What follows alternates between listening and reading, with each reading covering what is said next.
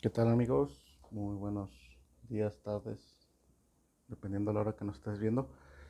Bueno, esta es la segunda parte del video de la reparación del Lego Mars 3. No funcionó en la primera ocasión que realicé una limpieza superficial. Este es el orificio por donde a muchos de ustedes seguramente ya se les fue la resina. Estoy tratando de ingeniar algo para que no vuelva a pasar esto. Bueno, ¿qué pasó? La falla que siguió presentando eh, la, la máquina fue que queda fuera de posición y hace ahí un relajo, ¿no? Pocas palabras. A lo que decidí ya desarmar completamente el motor. En este caso, la posición original del motor es esta. Acuérdense que siempre tenemos que cuidar la orientación de la placa de unión conforme a nuestro conector. Va de esta manera. Entonces, al ir en esta posición, queda expuesta al orificio y es por aquí por donde, por donde penetra la resina, ¿verdad? Es ahí como un pequeño fallo de ingeniería que no nos lo indican, de hecho, pero bueno, eh, aquí podemos ver el, el valero superior en este caso está muy lleno de resina. ¿Qué es lo que voy a hacer? Prácticamente pues tratar de salvar este valero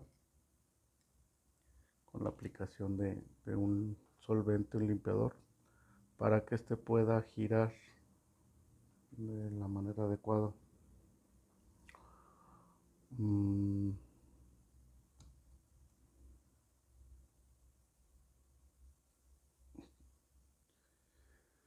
y bueno, pues esta es así como la parte de la ingeniería detrás de Iligo, ¿verdad?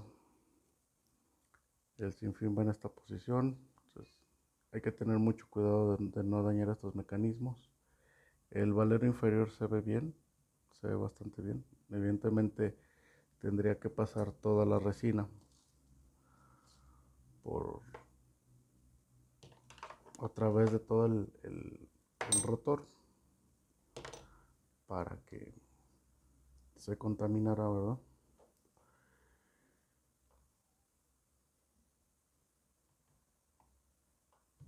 Esta pesaba así.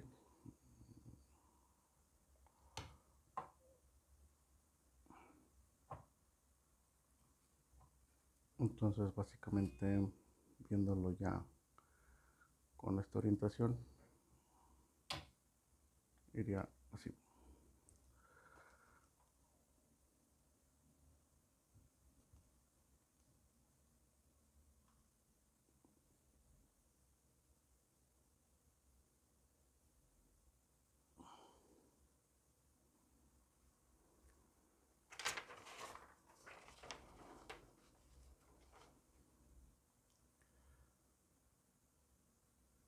Entonces nuevamente entra la resina por aquí, contamina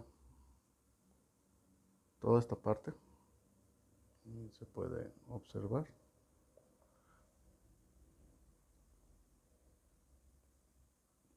Hay que limpiar todo eso porque ya dentro del mecanismo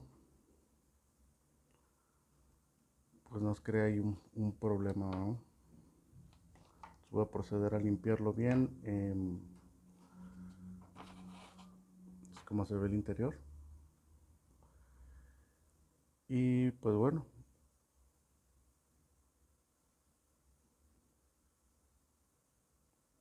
ya después de eso pues eh, procederé a hacer pruebas de nuevo. Y les mantengo informados, ojalá que les sea de utilidad. Si no tienen por ello un amigo que los ayude a desarmar, que tenga algo de conocimientos básicos de, de electricidad, de electrónica, probablemente les pueda ayudar, ¿no? Hay veces que es bueno pedir ayuda para no complicarnos más. Punto importante, cuando desarmen su carcasa, lo que yo les recomiendo por experiencia es de que marquen la posición que están quitando. Miren, en este caso yo marco de esta manera.